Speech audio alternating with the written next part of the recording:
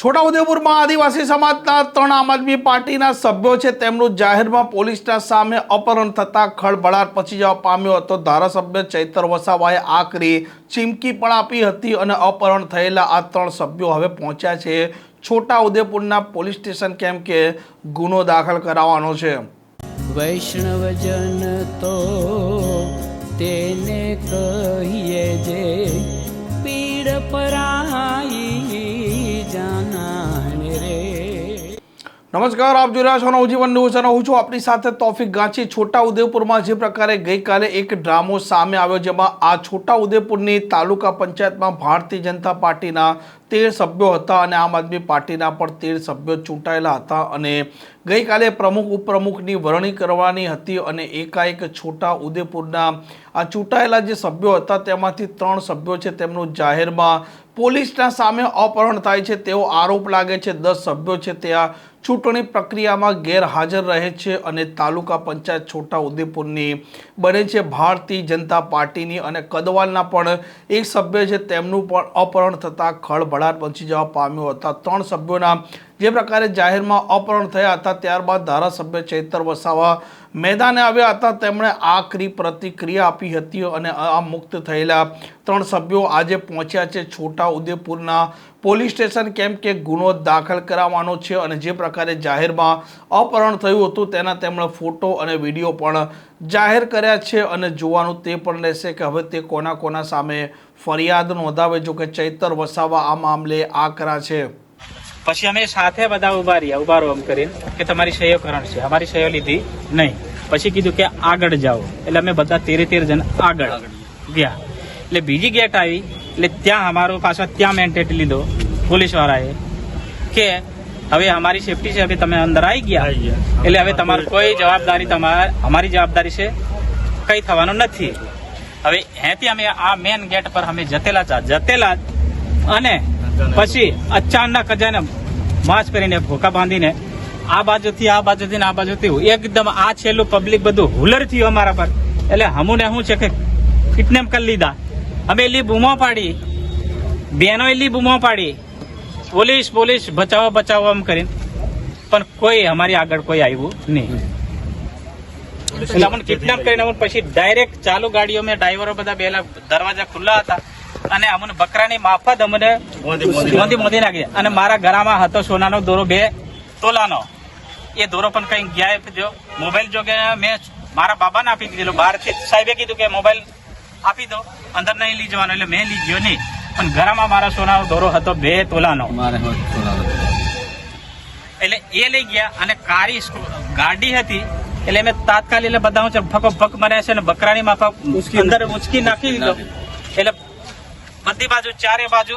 આ બાજુ 2 જણ, આ બાજુ 2 જણ, મેં વચ્ચે આ બાજુ 4 જણ ડ્રાઈવર ને પછી કઈ રીતે ગાડી લઈ ગયા ને એ ખાલી અમને શું છે સરળો એટલો જ દેખાયો એટલે ગેલી ફાસમે ગાડી આખી તમને પણ પછી અમને અહીંયા સુધી મને એ હતું। પછી શું છે કે પછી મને શું છે મને આખી આંખો એ બાંધી દીધો, પછી કઈ લઈ ગયા એ ખબર નહીં। અંદર શું વાતો કરતા હતા? અંદર વાતો એવી કરતા હતા, બીજું કઈ નહીં, બહુ બોલ કરે તો પારી કાઢ લકાટ એવી મને પાછળથી ધમકી આપતેલી। પણ પછી એક ફોન આવ્યો, હવે ગમે તેનો આવ્યો એ ખબર નહીં મને, પણ એમ કીધું કે આ આપણા માણસો છે કઈ કરતા નહીં, એટલે મેં હાથ નાખ્યો પણ એ કરી લીધો। 12 એવો જ આવેલો આ ગાડીમાં છે મારી જોડે, તે કઈ કરતા નહીં એમ 43 એવો કઈ 43 ગુમાનની ગાડી છે। હવે ભગવાન જોને પણ એલું એ ફોન મેં બોલેલું મેં સાંભળેલું અને એ આપણો માણસ કઈ કરતા નહીં, કઈ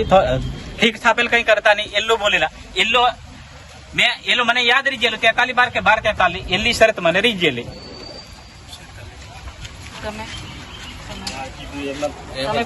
મને અહીંયા અને એક બીજું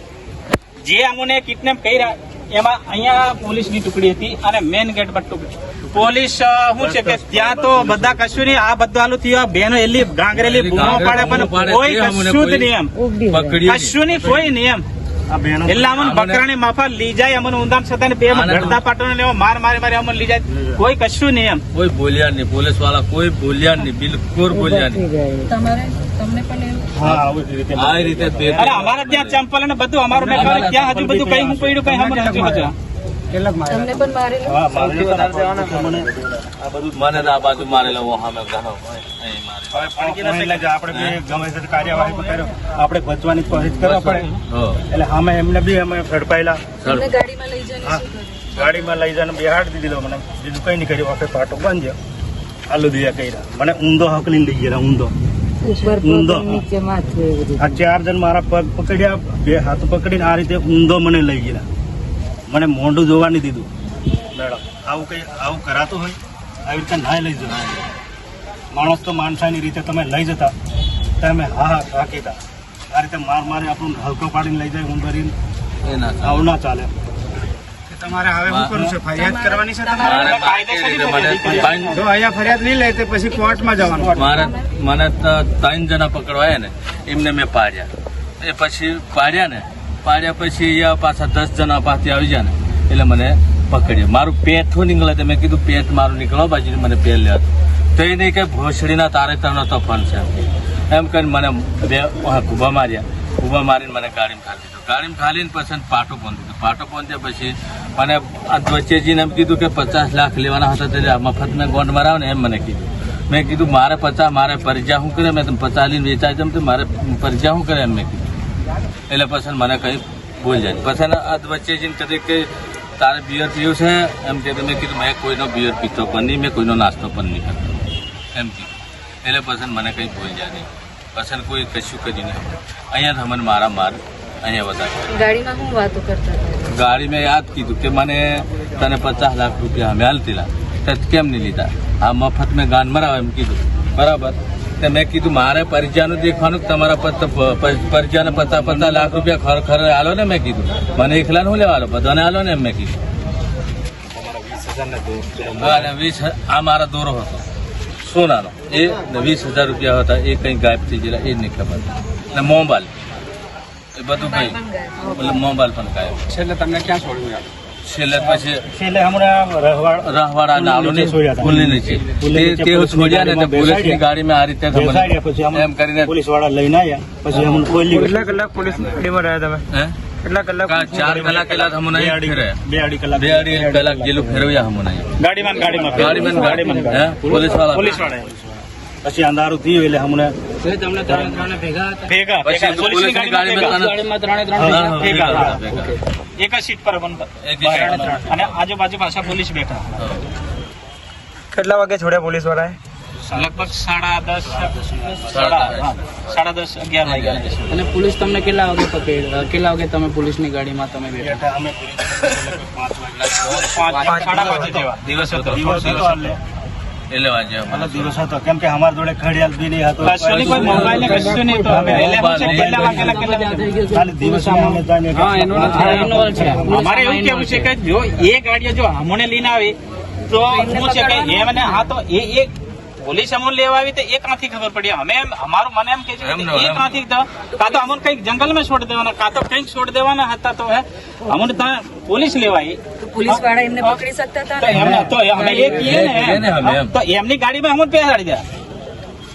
છેલ્લે પોલીસ સ્ટેશનમાં તમને કોઈને લેવા બોલાવ્યા હતા કે તમને તમારે ત્યાં છોડી દીધા? ના એટલે પછી શું છે ત્યાં પછી અમને શું છે કે અહીંયા અમને ફેરવ્યા પછી 2-2.5 કલાક જેવા હજુ આ એમ છે તેમ છે ફલાણું છે ટીકનું છે તમે તમે ઘરે ઘરે છોડી દઈએ છે બધું સહી કરી પછી ઘરે મૂકવા આવ્યા ઘરે મૂકવા આવેલા અમને એમ કીધું સહી કરી દો ઘેર જવું હોય તો સહી કરી દો તે પછી મેં કીધું લોકઅપ કરી દો હા તો અમે ચાલતા જતા રહીએ ચાલતા જતા એમ કીધું તો કે ના મૂકવા આવીએ છીએ અહીં સહી કરી દો સહીઓ અમારી લીધે છે તેને જણની સહી કરી દો વાંચી સંભળાવો એમ કીધું તો કે સહી કરતા ને હું બધું ગાન ગફલ પૂછો અમને પૂછવું પછી કે ઘેર જેવું પછી આ મને એકલા ને મૂકવા આવ્યા અને અમારે જોજ પોલીસ સ્ટેશન વાળા આવ્યા કે નહીં એટલે આને પેલો છોડ્યો પછી મને રસ્તામાં છોડ્યો કે જાઓ હવે એમ કરી મેં કીધું તમારી જવાબદારી છે મૂકવા ઘેર આવો આની ગાંઠ ફાટે એમ મેં કીધું પાછો તમે પોલીસ છો મેં કીધું મારે ઘેર બૈરી છોકરો છે મેં કીધું આખું ગામ મેળવીએ છે અને મારે કોઈ રસ્તામાં કઈ થયું તો એમે બચીને આવેલા છે એમે કરીને આવેલા છે તો ઘેર તો મૂકવા આવે ને ઘેર મૂકવા આવવું પડે ને. અરે અહીં ઉતરો ને એમ મને કીધું જોજ પોલીસ સ્ટેશન તો એ ગામડાના જ છોકરાઓ હતા જે તમને માટે લઈ ગયા હતા આ વિસ્તાર હા એ છોટાઉદેપુર વિસ્તારમાં વિસ્તારના જ હતા બધા બધા હતો નહીં આવતા. મારી ગાડીમાં કાઠિયાવાડી બોલતા હતા. કાઠિયાવાડી કાઠિયાવાડી બોલતા હતા. આમના કાઠિયાવાડી કે આપણે ગુજરાતી જ બોલતેલા મારે કાઠિયાવાડી બોલતા હતા. તમારા કાઠિયાવાડી બોલતા હો કાઠિયાવાડી બોલતા. તમારા મારા ગાડી આમ અપહરણ થયેલા 3 સભ્યો અત્યારે જે પ્રકારે છોટાઉદેપુરના પોલીસ સ્ટેશન પહોંચ્યા છે જે જોવાનું તે પણ રહેશે કે આ પોલીસવાળા અત્યારે ગુનો દાખલ કરે છે કે પછી તેમાં પણ રાજકીય ડ્રામો સર્જાય છે તે પણ હવે જોઈએ. આ પ્રકારના સમાચાર માટે નવજીવન ન્યૂઝ ચેનલ સાથે જોડાયેલા રહો. નમસ્કાર.